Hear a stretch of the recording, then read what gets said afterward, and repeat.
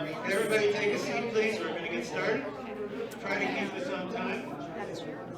Okay. And if you want to sit or stand, Okay. what I'm going to do is just kind of get us, just remind people this is already recognize the other candidates. Oh, good. Okay. But I do give people Okay. numbers, so you can just say who's the first. Okay. Okay. So you've got, all right, okay, so it's not just, this person, that person, okay. It could Okay, turn into okay, that. I've okay. only given out 6. Okay.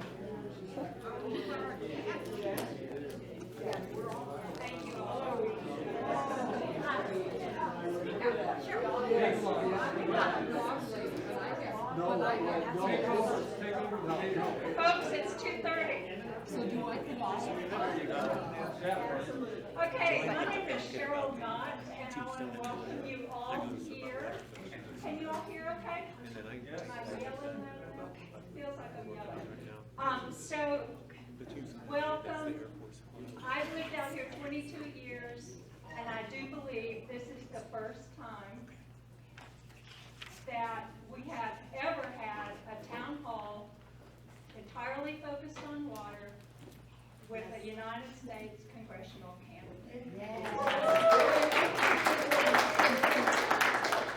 It is a momentous occasion, and I want to thank Greg for recording it, and the other Greg for helping us set it up. Also Joanna, Deb, Hazard. Thank Loretta for unlocking the door for us, and Steve for helping me get the mics going, and and Madison, who's been awesome. She works in the Kirsten Engel office in Tucson. She's amazing. Who am I forgetting? Anybody else? I think they have a thing about the air conditioning is set to a certain temperature. Yeah, so thank you for the AC. If you close that door, it'll get. Yeah, we need to close that door. Thank you, thanks. I also want to just briefly recognize the other candidates who are here. We're in really big districts, so people have been going all over the place talking to folks. So I just want to recognize that there are other candidates in the room. Is Joy Banks here? No. Okay. Bob Karp is here. He's running for the state senate. Oh, yes. Greg. I like that, oh, yes. Oh, yes. You've been tagged. And Greg Frostrom is here. He's running for State House, Legislative District 19. Against Gilbert. And there's who else? Did I miss somebody? Oh, yes, Scott Eckstein, I'm sorry, Scott, who's running for Cochise County Attorney. Hey. Anyone else? And thanks to everybody who brought handouts. There's some really good information at the back as you're going out. If you didn't already pick some up, go pick some up on your way. And I think probably the candidates can hang out a little bit. We're really going to try to keep this to 3:30. But afterwards, if people have time, maybe you can talk one-on-one with some folks. Okay? So I'll just remind everyone this is a town hall entirely focused on water. We know that we have other major issues, but you're going to have to set up your own town hall. So we'll keep it to water. And also, I have been handing out little cards if you want to speak. We have the first 6 speakers ready. And at that point, if you want to speak after that, just come up to the mic. I am asking everybody to come up to the mic because it'll work better for the recording. Everybody ready? Okay. So I'm really, really happy that Kirsten Engel is here. It's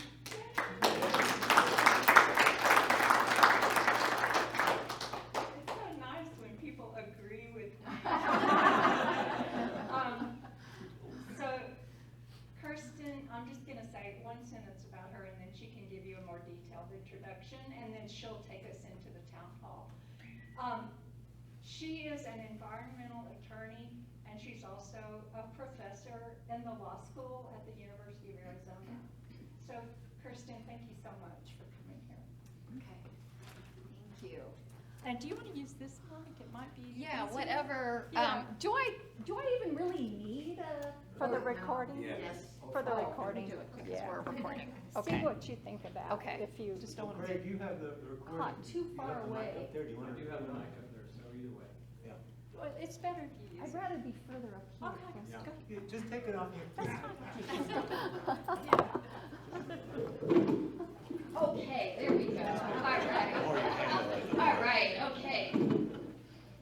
Gotta be careful. I used to sing when I was growing up, so maybe I'll. No, so, wow. Thank you all very much for being here. Thank you for welcoming us.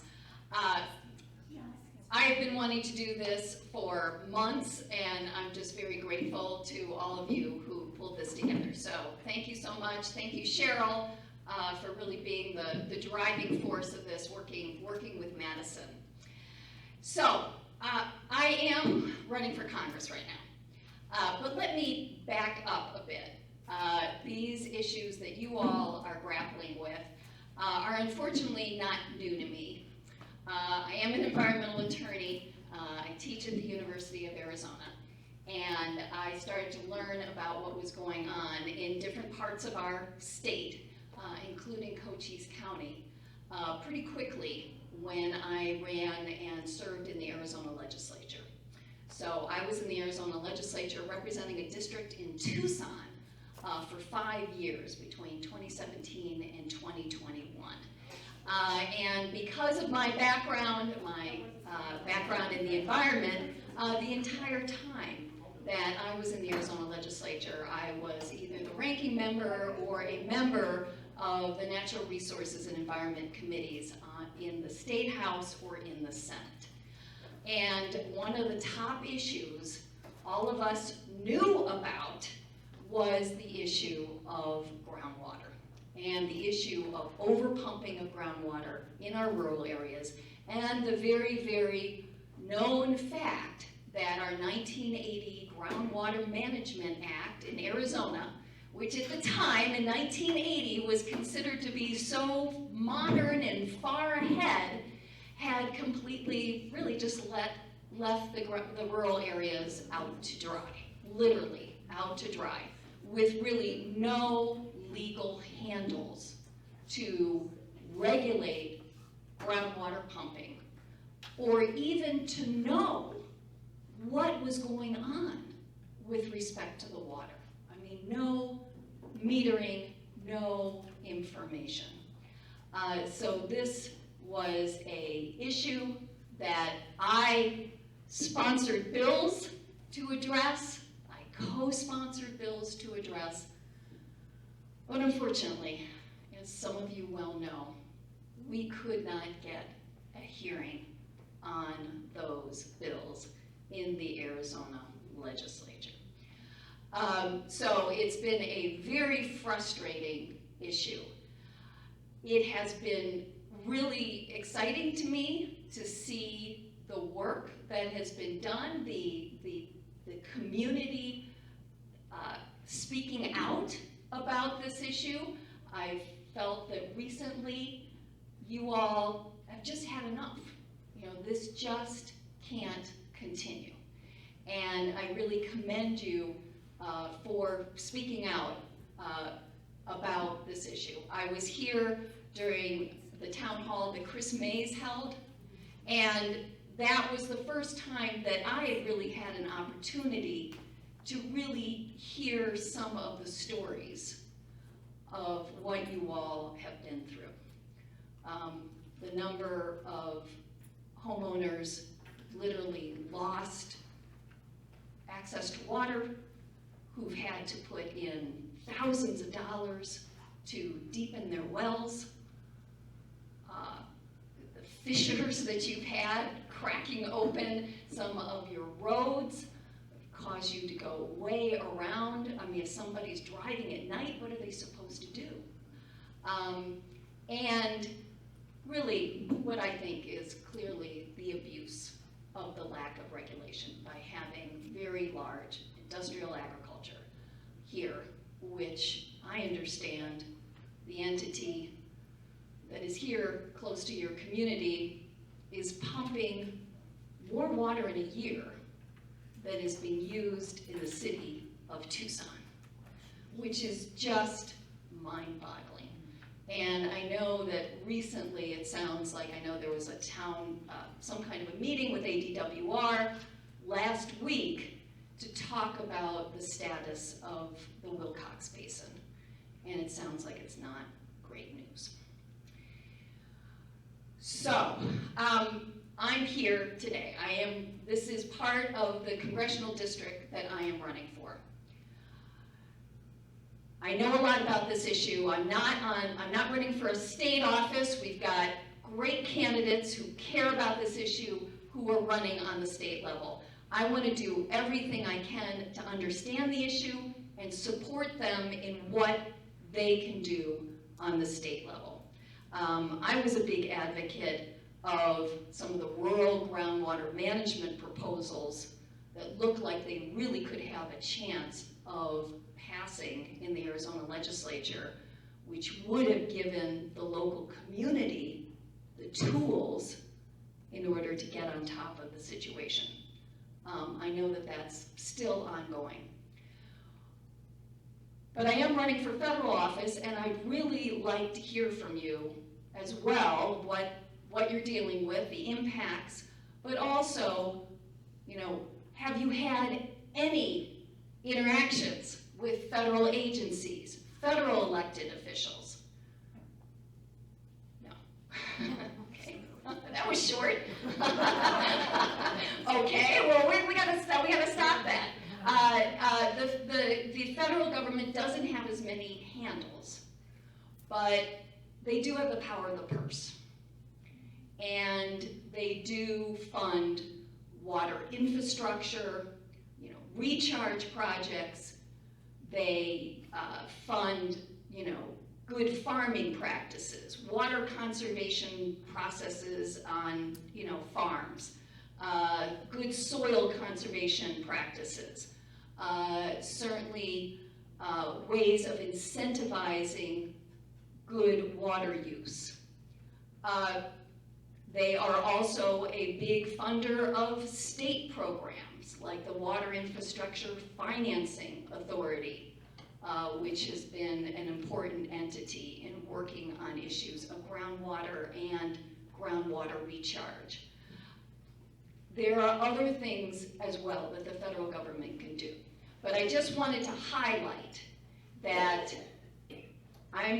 what I would like to do is work as hard as possible with our state officials. That's where the primary authority lies, but I don't think we should let our federal officials off the hook.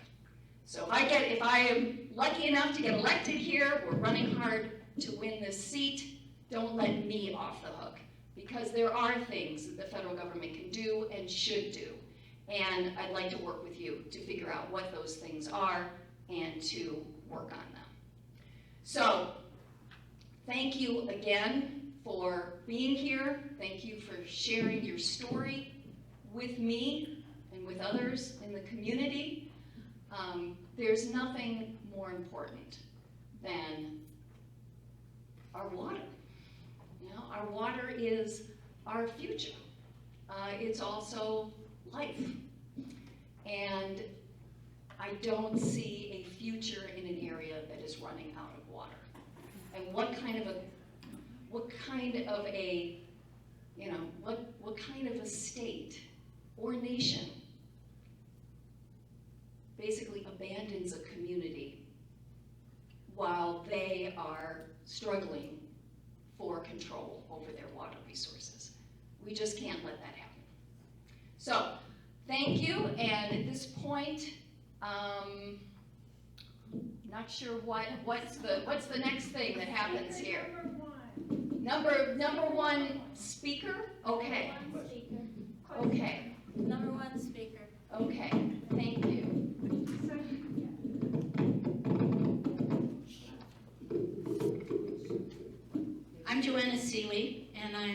spokesperson for People for the Playa. And we got together because a proposed lithium mine is coming in, trying to come into the area.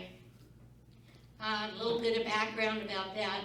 A year ago, last April, they got permits from the state to start drilling exploration cores.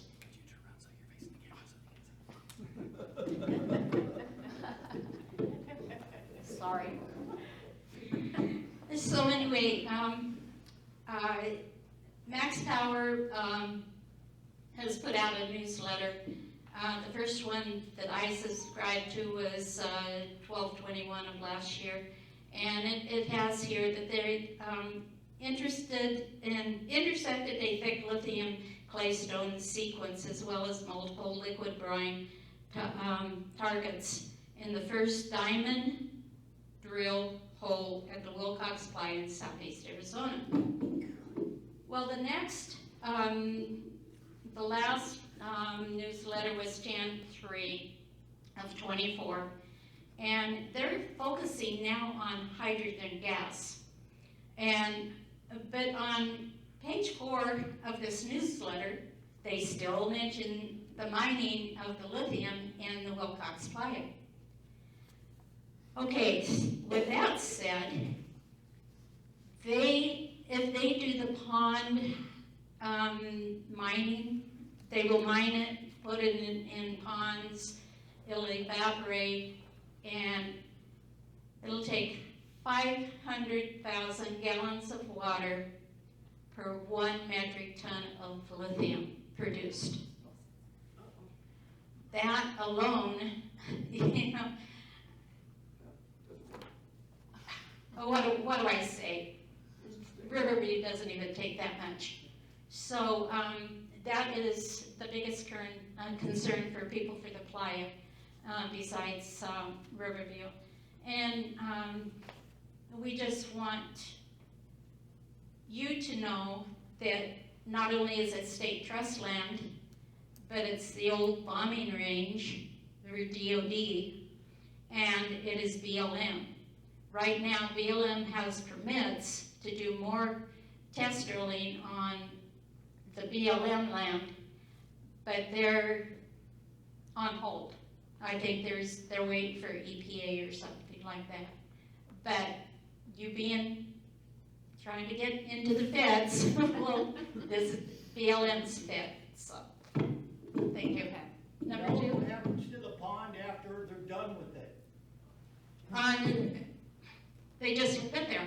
No, they fill it full of sulfuric acid as like another pond until it evaporates totally down into the ground.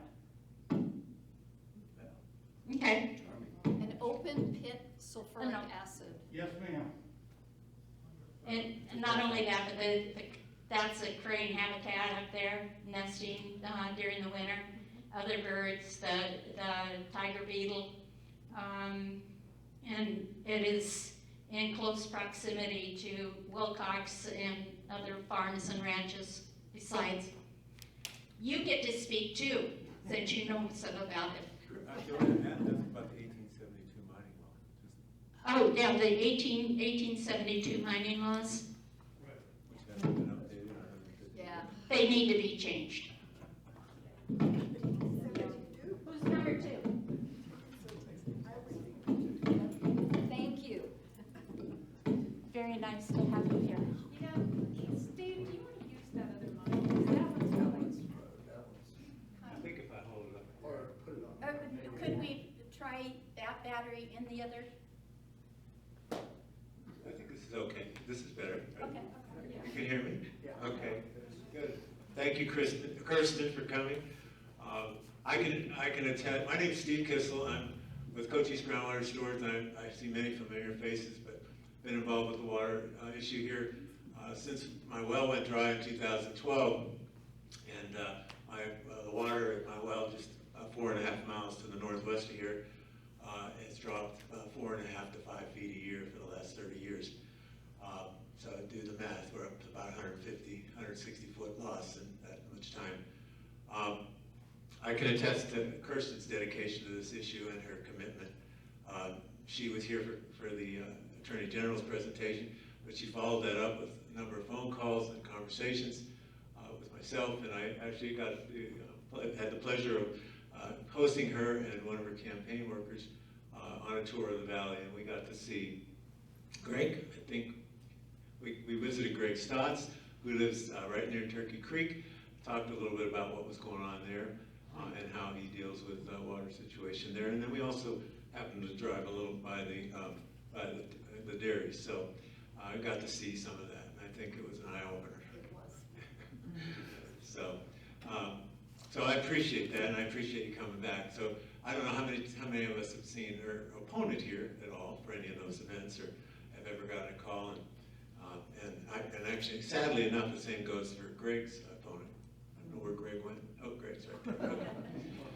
She has been here for a few things, but she hasn't reached out to us to say, hey, what can we do for you? I did want to say a couple things.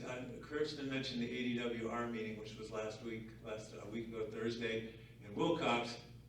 And I've got a few extra handouts.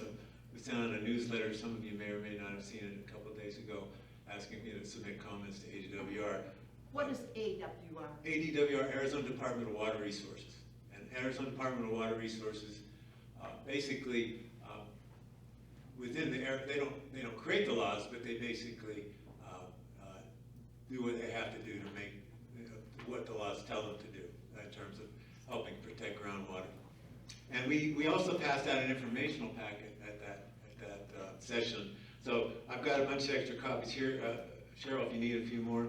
It has a number of things in there. We sent letters to the governor twice, once in each of the last 2 years, about helping with legislation and actually vetoing one of the bills that Gil Griffin put up called SB 1221, which he calls the basin management areas.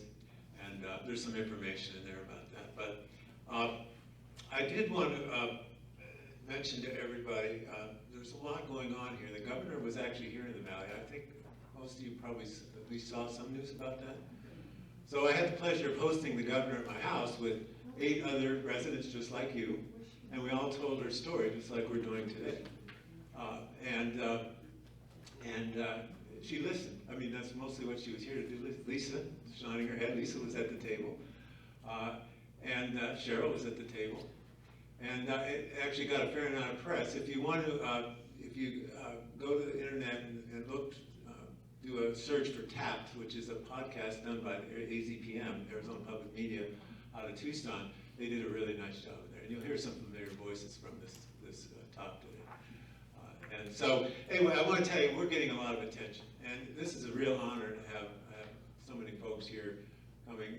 And a lot is going to happen in a fairly short time for us. But I think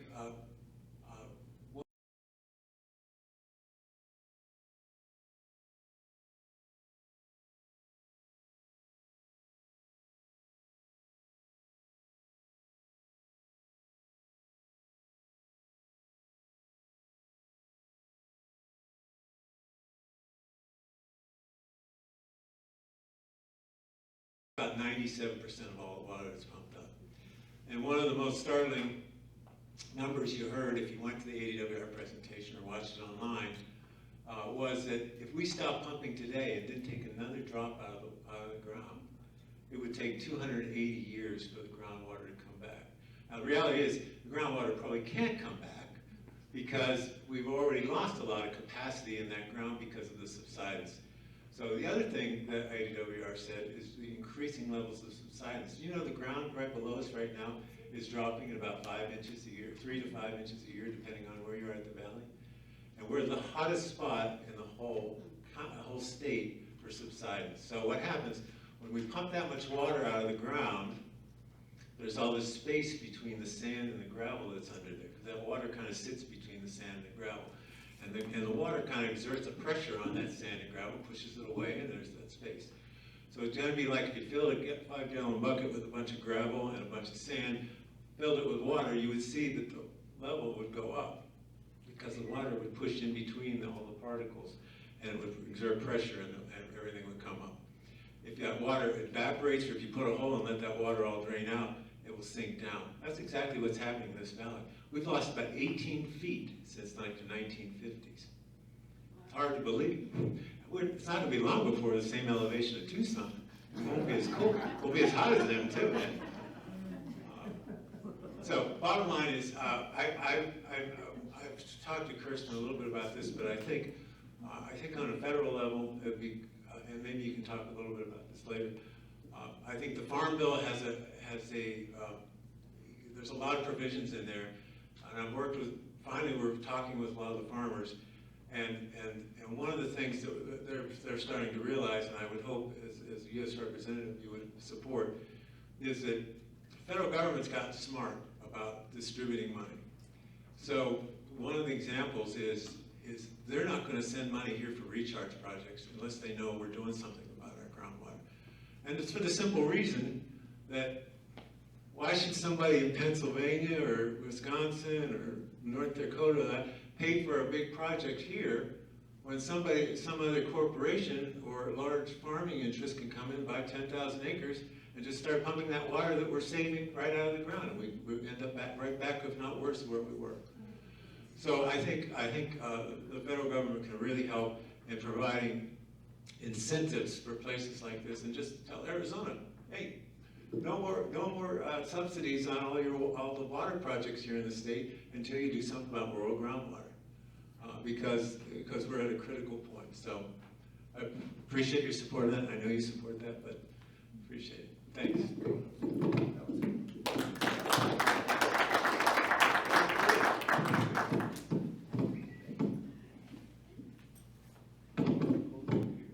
Actually, could we put it in here and lower this?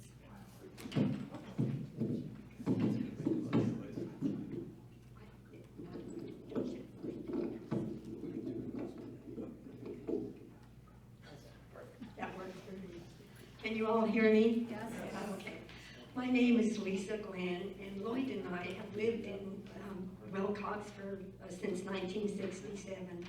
My husband grew up here, so he's been well aware for many decades about the concern for water. We have had friends over our lifetime who came to us they were just beside themselves because of their own property losing the water and the value that they had put into it for so many years. We watched our friends go back to Texas. We watched our friends sell out to Riverview. And Lloyd and I are both over 80, and we are quite concerned for people like ourselves, but for everybody else in this basin who have worked so hard to accumulate their land, what they have, their lifetime here. And so I have been part of the different water groups for quite some time. I was at the ADWR meeting last week, an excellent program. One thing, and I did tell the chief hydrologist afterwards that it was amazing what a wonderful job they did with the factual information. The facts, the wonderful graphs that we have been asking for the last 20 years, information that we could use to understand the situation here and to have, hopefully, to get something done by our legislature. That did not happen. And I spoke at the ADWR meeting, and since that time, just a few days, I have learned some things that have really disturbed me. I wrote a letter to ADWR, and I'd like to read that letter to you tonight. What is ADWR? Arizona Department of Water Resources. Okay. Lisa, stand back just a little bit. Can you still hear me? Yeah. Okay. It goes to the Arizona Department of Water Resources. Attention, Sharon Scantlebury, Docket Supervisor. I first want to thank ADWR and Chief Hydrologist Ryan Mitchell for an outstanding presentation to the Wilcox Basin community on Thursday, September 26th. The very new data and very sobering graphs told a story of escalating crises for the Wilcox Basin community. I felt hopeful that people in the basin would finally understand the urgency to begin water regulation. I felt that if we had similar data back then, before the AMA vote in 2022, we might be in a very different place today, or so I thought. I have very recently found out, and I have to thank Cheryl Knott at this point. I've also done extra research on information that in 2011, Senate Bill 1341 was sponsored by Senator Frank Antonori, passed by majority, and signed into law by Governor Jan Brewer on April 14, 2011. This bill, titled County Planning, Zoning, Conforming Legislation, lots of gobbledygook.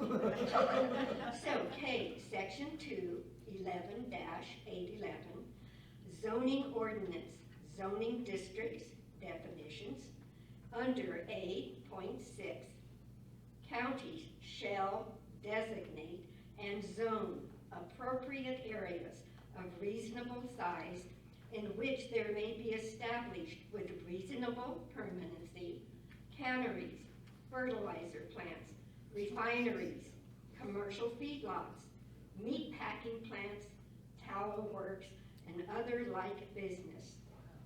At this point, Senate Bill 1341 makes a drastic change to the law, an exception. A, excludes a dairy operation, including areas designated for the raising and replacement of heifers or bulls that is on contiguous land, or begins within 1/4 mile of a dairy, and puts such an operation under general agriculture. Basically, what this law does, it takes away the earlier right of county supervisors to regulate or limit the size of industrialized feedlots. And if you can't regulate or limit the size, it makes it extremely difficult to regulate the groundwater needed for these large industrialized operations. As one who has been trying for the last 5 years to get water regulation for the Wilcox groundwater basin, I feel blindsided by this information. Is this why Gail Griffin has never let a proposed bill be heard in committee?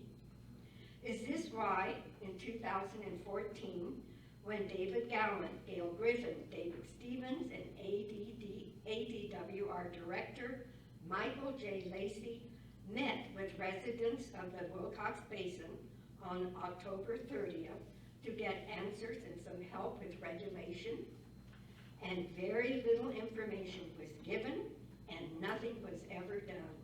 I was at that meeting. Is this why Riverview was able to buy Berea Dairy for $38 million, 38,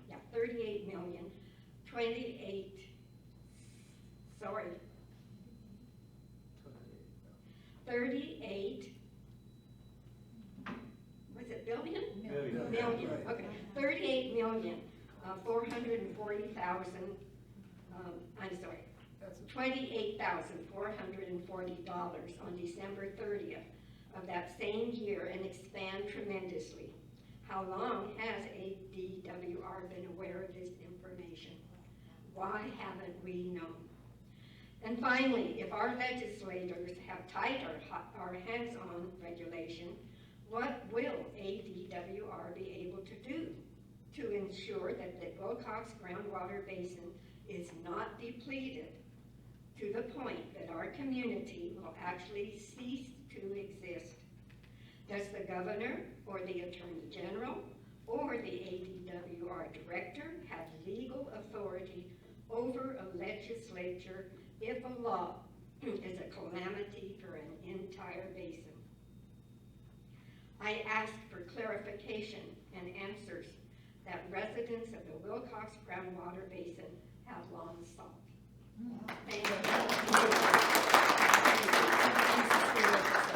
Can you give copies of this to the legislative candidates, please, the letter? I only brought one Yeah. for And- person. Oh, And I can take a photo of it and you Yeah. can email it.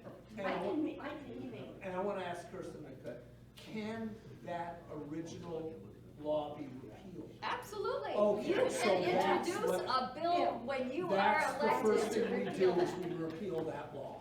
And I think that is the big problem. Yeah. That is the This is elephant in the room, Yeah. is that we've had a legislature that for 50 years Just has been in one party, pretty much only, and people in committee, heads of committee, that have never let a bill be even discussed in committee. Right. And that, to me, is a criminal situation. And So- Antonori's running for supervisor. Yes, isn't that, Of this district? of this district, isn't that fascinating? No. Now, you know why I'm distressed. Okay, thank you. Yes.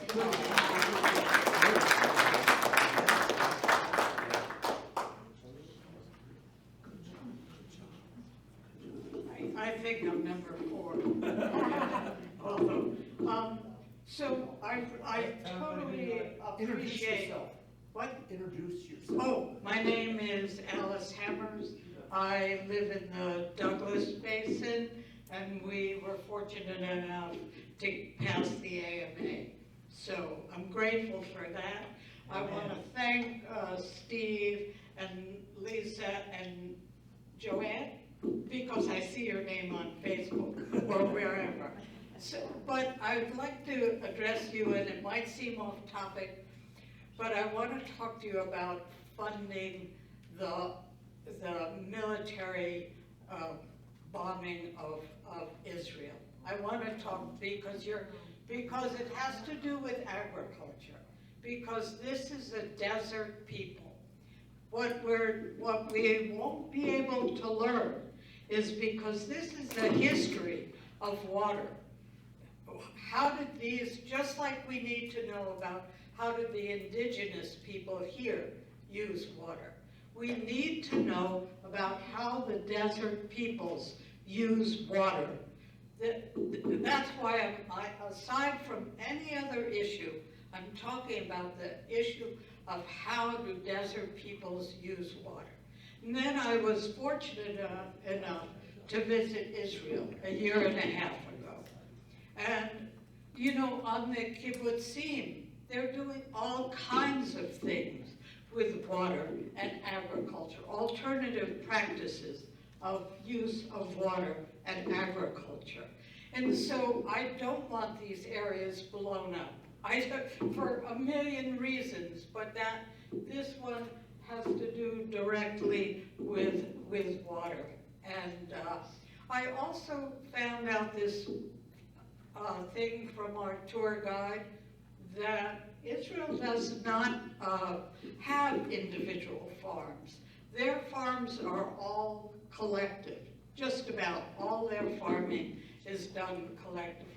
And I think we have so much to learn from the Israelis. Yes, I'm for Palestine. I want it to be one people living on their land just like all of us live on our land together, whoever we are.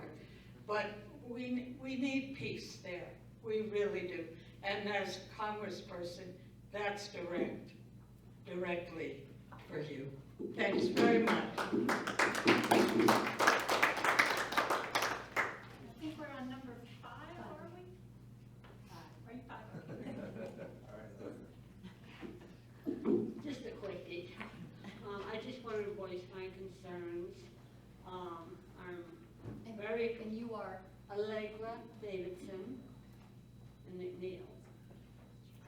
And what bothers me is that a very limited number of individuals or corporations or entities are using up more water than everybody else combined.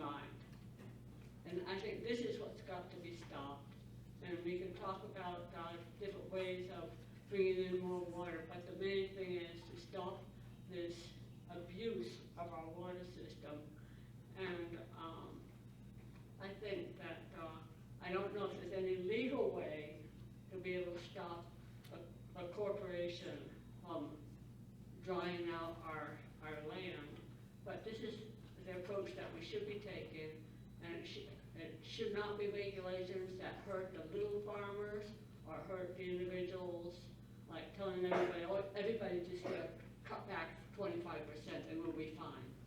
No, we have to stop the criminals that are stealing the water. That's all I have to say.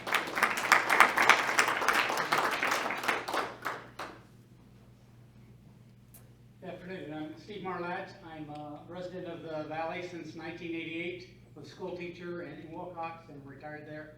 And it's just an amazing change we've seen in water use in the Valley over the time I've spent here. I know some of you have got some deeper roots here. We had a slight drop in the water usage when the oil embargoes were going on and electricity was so expensive. So we saw some of the land go fallow and some of the water table slowly came up, but nothing like the level of withdrawal we are now. I was able to attend the ADWR meeting and was also amazed with the science. Some of their test wells dropping as much as 400 feet over the time that they've been monitoring. So it's not sustainable. As a school teacher, you want to have an area where your kids that you teach can have a future. And there's not a future in this valley unless we do something to protect the water. The city manager in Wilcox just had a statement the other day, Caleb, that his community, my community, has a real dim future unless we can find a way to instill a permanent supply of water for the area. But I also want to bring up that, our representative we have right now, Siskamani, has he been down to talk about that? Never. I've never seen him on this issue. I've talked to Kirsten a number of times over the years on this. I know she's very passionate about it, but I've seen nothing. Most of the things I've seen him doing are just posturing, trying to get, press on certain issues, but nothing about water, and not really willing to meet with us in this area. And the same with the county supervisor candidates, same with the House representatives and Senate candidates. So if we want to see change, the only way we're going to get change is if you vote it in. It's not going to change any other way. As long as they can continue to have the control and figure people are just going to sit quietly and take whatever they get, then nothing's going to change. So I appreciate you coming here today to hear this. Thank you.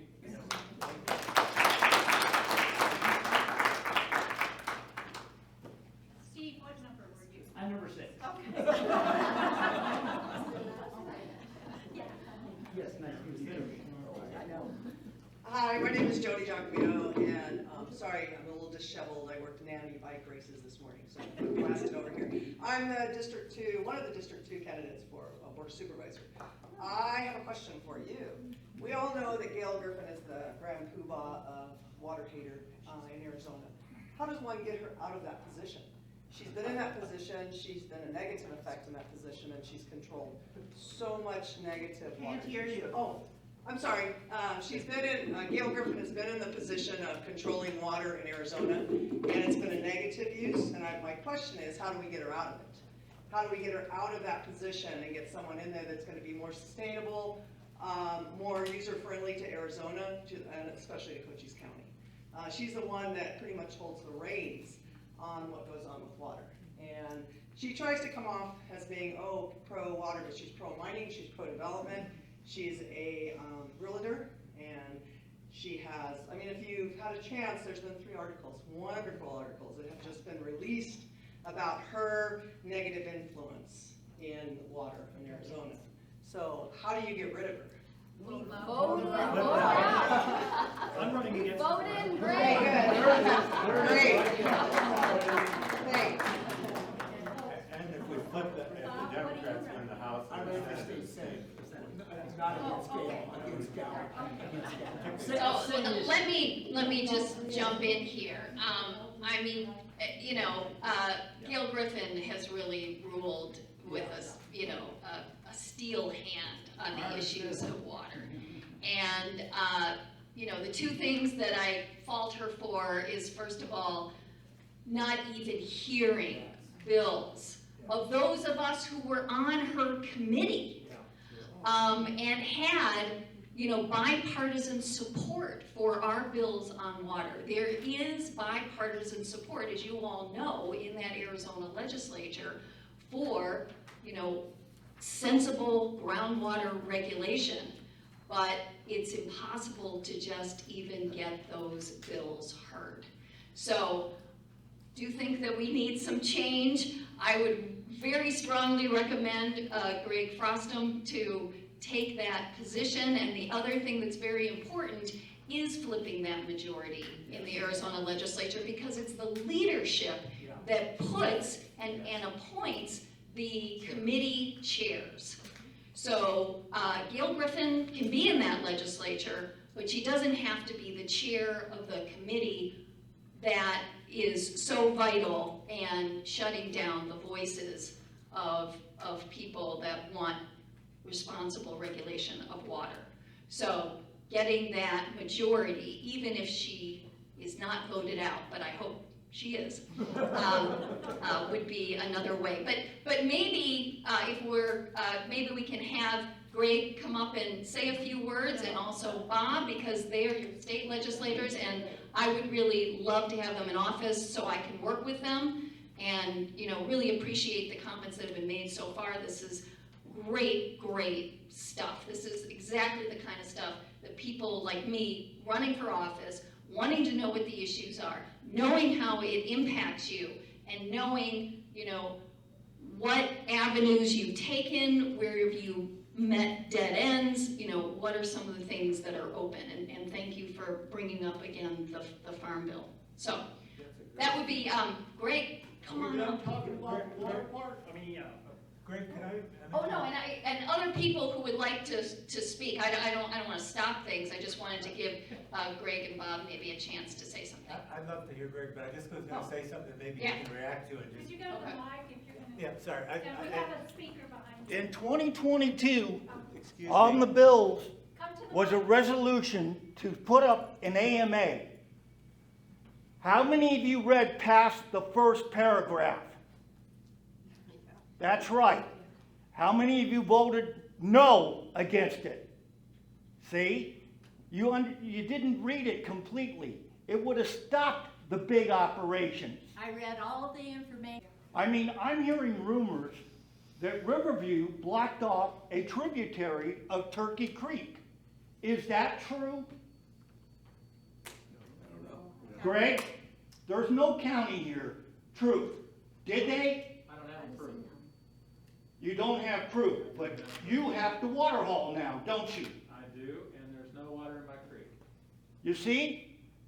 Where did they get off changing the natural run of a river or stream? That's because groundwater is not regulated. Moving the water down. But they can't change it. They can't just block it off and say, nope, we're keeping it for ourselves. This is the kind of thing, this is why I wanted to come here and talk. Because this is the kind of thing you're hearing rumors around here, around there. But for crying out loud, it's not just the water thing. When I first moved here 6 years ago, I looked out every night at the stars. I love the stars. And I'd go out there and look. Now, to the south, there's a glow on the horizon from all their lights on all night long. You can't see Venus and the low stars anymore. And the other thing is the stuff with the lithium mining.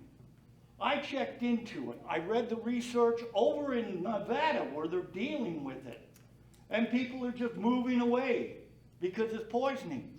But when the sandhill cranes come in, they're going to look down and see liquid. They're not going to realize that's poison.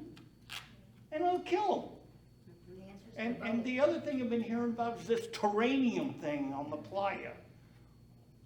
Why do we need to flood the playa for a bunch of frogs? And sure, the cranes will come there and all.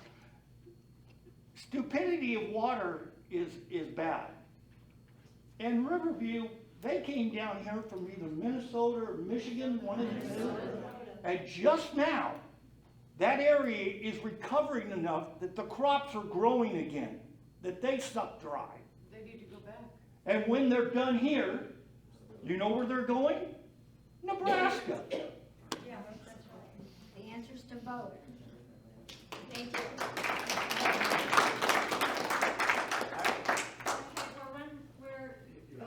I'm just going to make a quick comment, so Greg, maybe you can respond to this too, because I just want, 12 people from the Wilcox Basin went up and testified at Gail Griffin's Natural Resource, Energy, and Water Committee hearing in March. we testified against the Senate Bill 1229, including the Mayor of Wilcox and the City Manager of Wilcox, Lisa Glenn, also myself, and I guess 8 others that aren't here today. That's how, oh, Cheryl, sorry, Cheryl's right there, yeah. After that, you wouldn't believe how many people came up to us and said, thank goodness someone finally is here to talk against the bill that Gail Griffith in front of her own face. And there were so many people that saying, just, wow, this is amazing. We've got to do this more often. So you guys have the power. If she's in the legislature next year, we're going to be fighting these same battles. If all of us showed up to that committee hearing room and we overflowed it out in the halls and we all put in our cards to speak, and there were 50 of us in front of her and telling her, no, don't do this in your own district or your own people, that would be very powerful.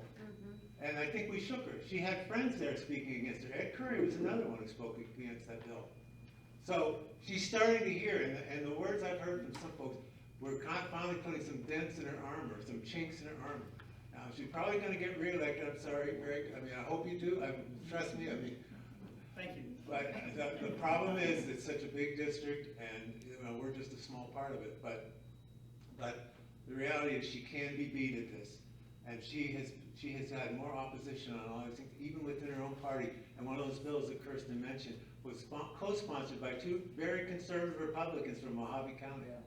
And just so you know, we got support from when we had the hearing last week with ADWR. We got support from 4 county supervisors, one from Paz County, Holly Irwin, been very outspoken on the water. And I heard her say in a meeting, she says, if the Republicans don't get on the right side of this water issue, they're going to pay for it. Let's hope they pay for it this election. Absolutely. The other one was Travis Lingenfelter, also another very conservative board of supervisors from Mojave County, Yavapai County, and then Coconino County.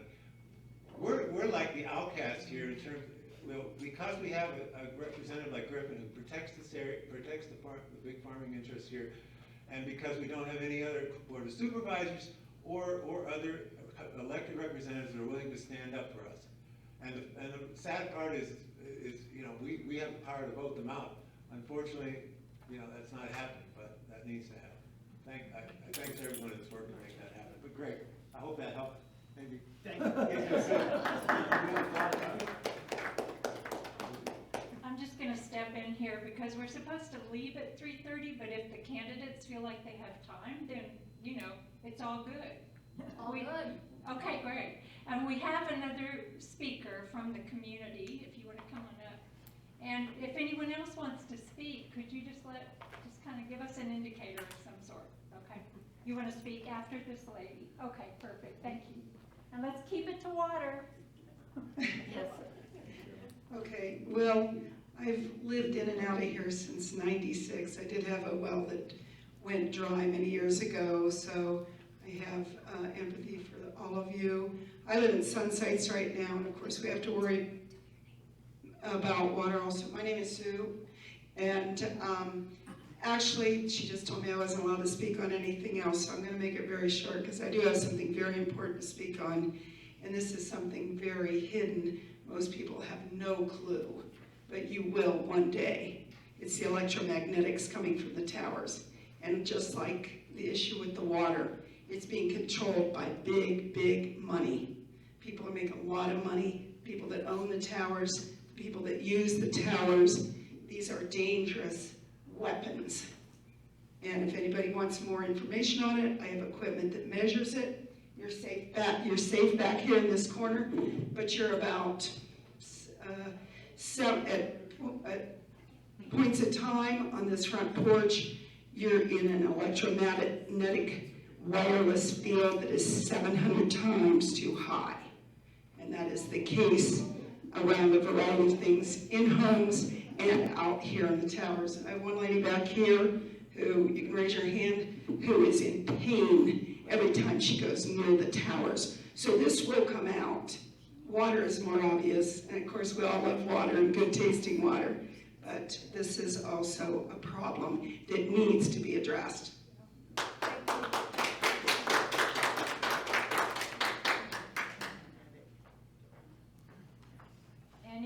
Any last community you wanted to, community member? Okay. Okay. Word about water. It's all about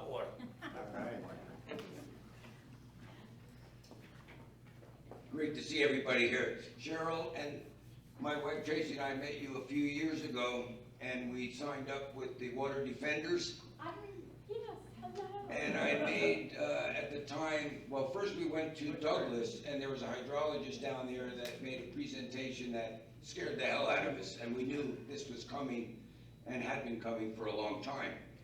And I made a minimum of 200 phone calls to people. Everybody told me to do this except for 2 people that I converted to vote yes for the AMA. That's it. Out of the whole 200 plus phone calls I made, people just didn't think that it was a proper thing to do. They were worried about their freedoms. Yep. I even said, don't worry about it. Nobody's gonna take your well, nobody's gonna take your guns or nothing. We're just trying to control water usage, so there's a future here for everybody. Thank you.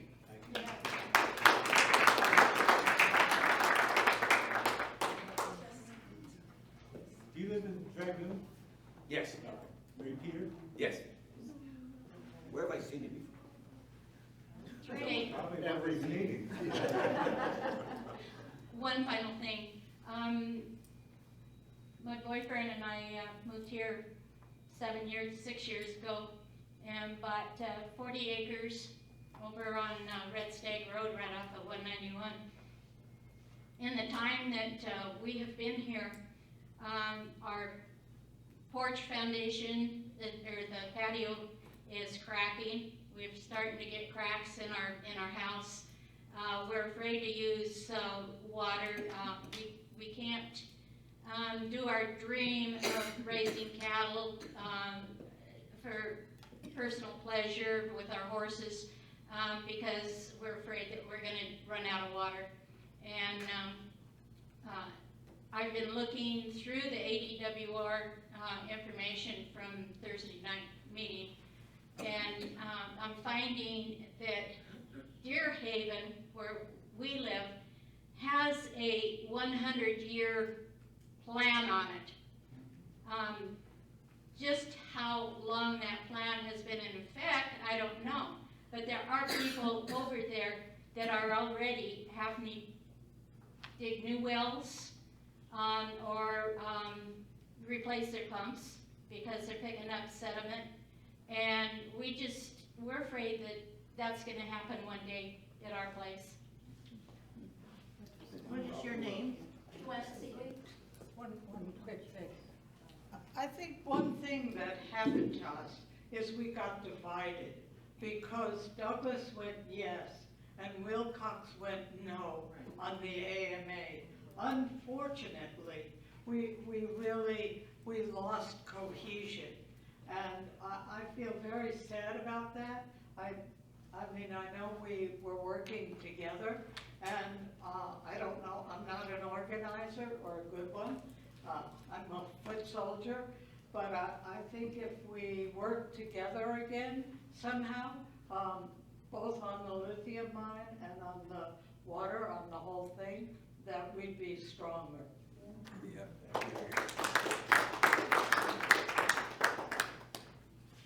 Just a note, I think a lot of you remember that the Farm Bureau scared a lot of people away from voting for the AMA, and they spread misinformation.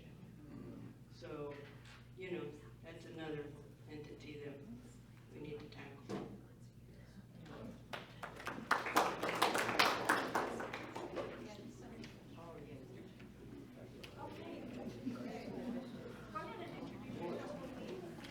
I would have worn pants if I'd known it was. My name's Greg Frostrom.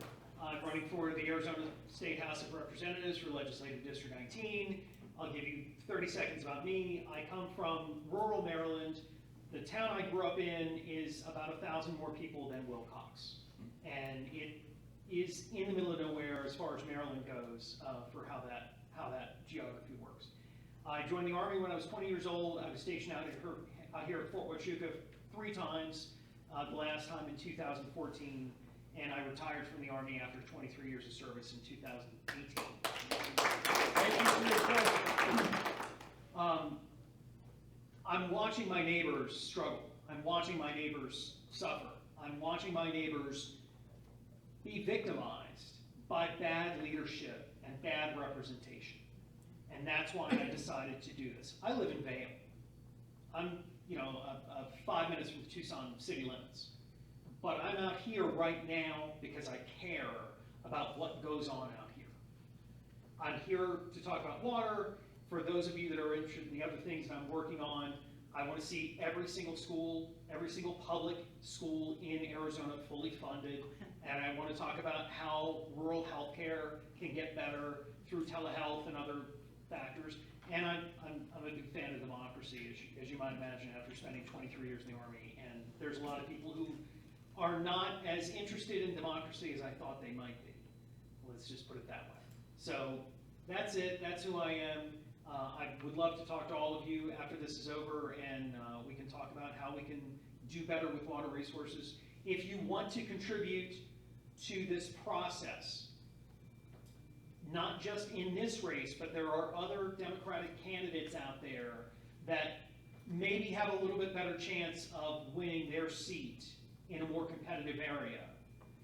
That's how we flip the legislature. Bob's going to talk about that. Bob's going to talk about how important the legislature, shifting that and putting Gail Griffin as the ranking member and not the committee chair for the water committee. And then the last thing I would say is that, excuse me, Arizona has, I'm not going to steal Bob's thunder, Arizona has not had a democratically controlled legislature since I've been alive. I'll be 50 next spring. We've not had a Democratic trifecta with the governor's mansion and both houses of legislature since Harry Truman was president. And I think it's time for a change. So, thank you very much. Everybody vote. Your name again? Greg Frostrom. Okay, I wasn't going to speak, but how can Just anybody? a few words. You need to, people A need few to know words. who you are. Yeah. A few words. I'm Bob Karp. I'm running for state senate against David Gowan, representing this district, which is LD 19. I've run twice before. I ran in 2018 against Gail Griffin for the state house, and Becky Nutt. Some of you might remember Becky as well, another person that is not quite as bad as Gail Griffin. In 2020, I ran against David Gowan for the state senate. In 2022, I passed and I got a dog instead. So, and in 2024, things did not get better. And the reality is what Kirsten has been talking about, what Greg has been talking about, the only way for us to stop what is going on here are two things. Flip the state legislature so that Gail Griffin is no longer the committee chair. So it's critical from the water standpoint to flip the House because she's doing the most damage. She's not allowing any kind of hearings to go forward on this.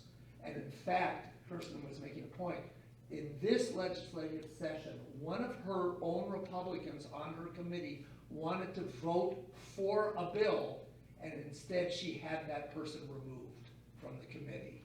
So there's some, so there's some things going on.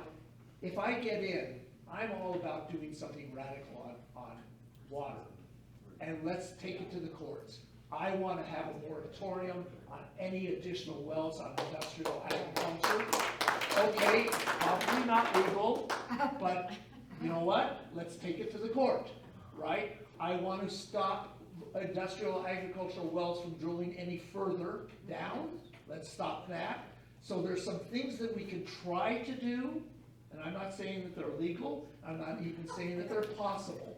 But what I'm saying is, let's have the conversation about really doing something. And so I'm like, get me in, and if I get in and Greg gets in, trust me, the legislation got flipped. Right. Because there's going to be like 10 more Democrats on either side because we're low down on the possibility of it happening. But please help us, do what you can, because I've always said that we're planning for the future, for 2026. People will stand on our shoulders and get elected because we came close this time. Yeah. Let's have it happen. Thank you.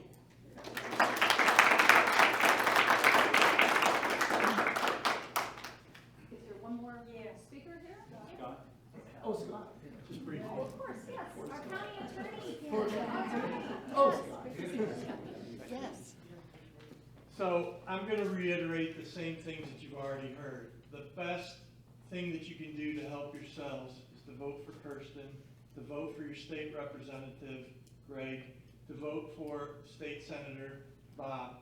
That's the thing that you can do that can immediately help you. I don't disagree with it, and I know when I've talked to Joanna, because you and I had a telephone conversation earlier this week, and I explained to her, the state legislature is the one that can directly affect the laws which can do the things that you're needing to be done for your issue here. I'm running for county attorney. The county attorney doesn't have the ability that the state legislature or the state senate has, or even that Kirsten has. However, there are things that the county attorney office can do. Joanna has heard this before, but I'm telling all of you this. It is my understanding from speaking to Joanna, not once has law enforcement gone out to see if there's nuisance or nuisance ordinance violations that are occurring. If in fact that is happening, it is a tool that can be used. But the current county attorney, my opponent, they haven't responded to you, is my understanding. So when we talk about things that you can do to help yourself, this is what we mean.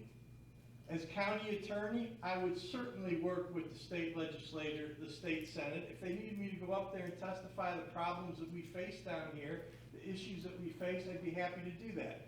If Kirsten, who should be our next House representative, is elected and she asked me to go up there to explain to whoever, a committee member or whatever, I'd be happy to do that, because that is also part of what our government does. You need local officials that will come up here, that will talk to you, that will listen to you, and that have ideas to help make your situation better. So that is why all of us are running. And it is up to you to make sure that you spread the word and that people vote. Thank you. Sir, explain to people what it means by the nuisance thing, because a lot of them I don't think understand that. I read it and what it says. Sure. I think Chris Mays came down here and probably talked about this issue. So when heavy machinery and heavy equipment is going in and out of neighborhoods, there are ordinances about time, about how much noise, those sorts of things. It shocked me when I talked to Joanna earlier this week that law enforcement's never once been out there. That's the responsibility of the county attorney's office. That's why, when you elect me as the next county attorney, I intend to do that, because it's a tool that can be used. It doesn't solve everything, but it brings attention to these issues. And once that is brought to their attention, then it's easier for us to get things done.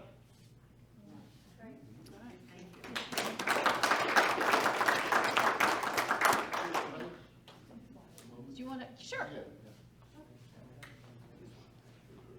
Okay, my name's Tom Brzezowski. Some of you have seen me. I know I've worked with him. I'm from a group called Rural Arizona Action. We're based in Pinal County.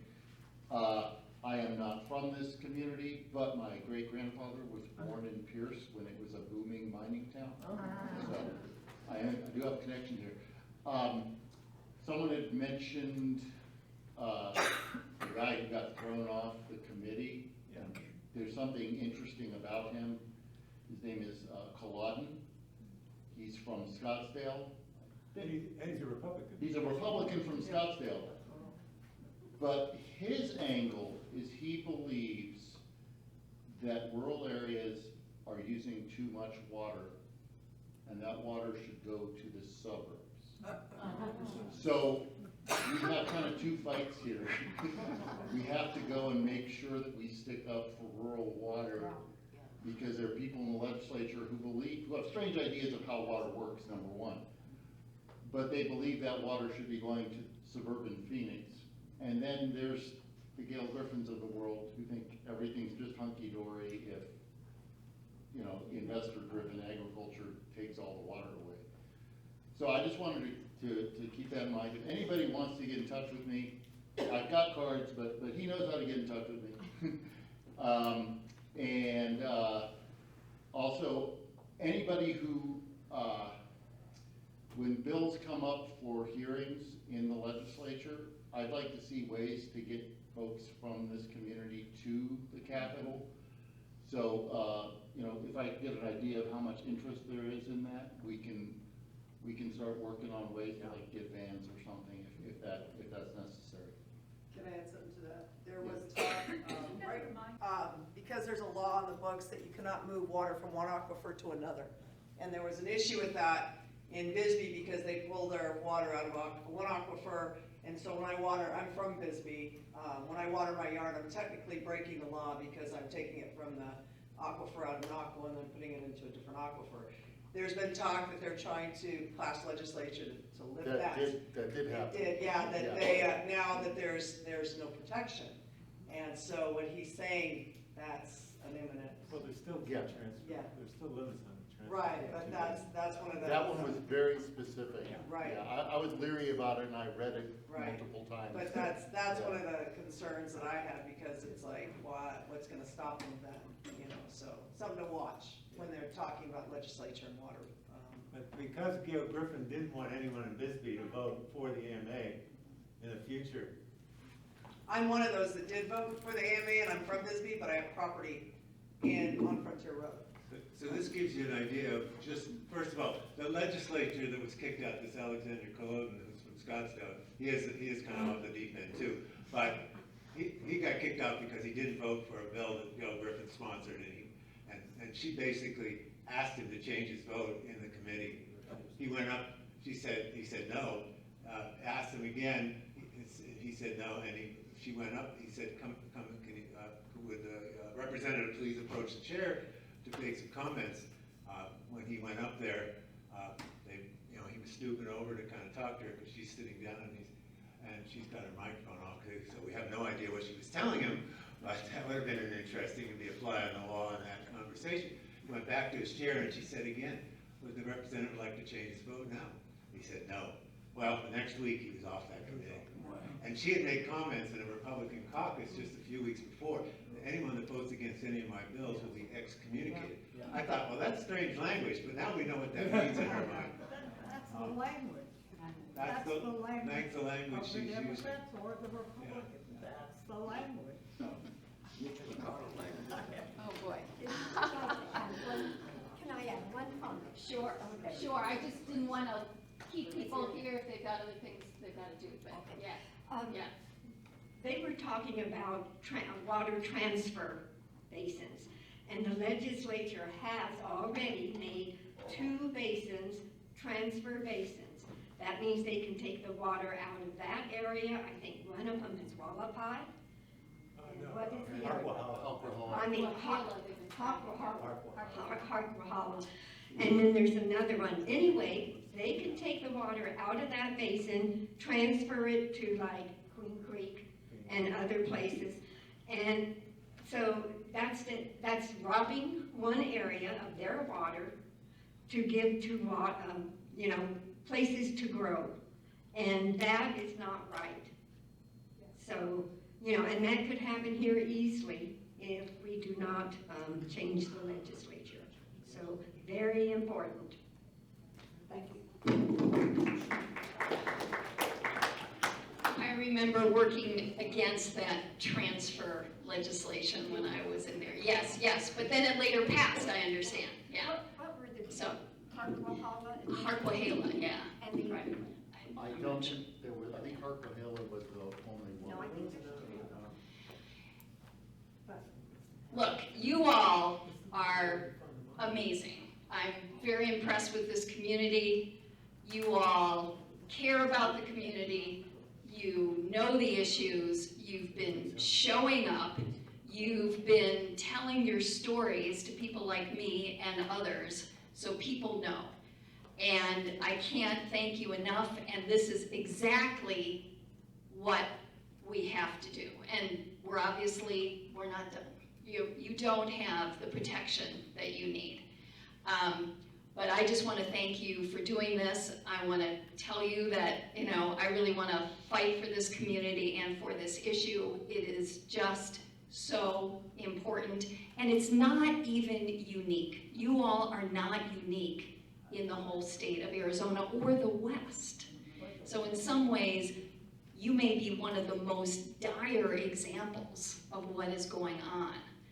But you all are really at the vanguard of figuring it out and working with candidates and elected officials to protect your rights over your own community and your livelihood by fighting for your water. So I just wanted to close with one story, maybe an insight on, there's always another way to go at these people that are blocking your way. And maybe a story about me as well. As I told you, Gail Griffin would not hear my bills. I wasn't the only one who had water bills. She would not hear those bills. But I figured out what I could do. She would always hear her own bills. So I would introduce my bill as an amendment to her bill. And I would just occupy the entire Natural Resources Committee with hearings on my bills, because then I could invite experts to come in and testify on my amendment to her bill. It didn't solve the problem because she made sure my amendment didn't pass. But that just shows, look, there's ways of digging in there, making sure that your voices are heard, to protect our democracy, make sure that people like you continue to have the ability to speak out and protect your community, and I intend to be with you all the way. So thank you.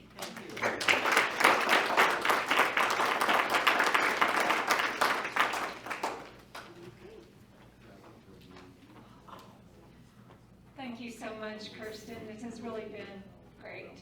And thank all of you for all your questions, comments, and I believe the candidates will still be around for a little while. So this is officially over, and you are released to go talk. Thank you all. If anyone wants to learn a little bit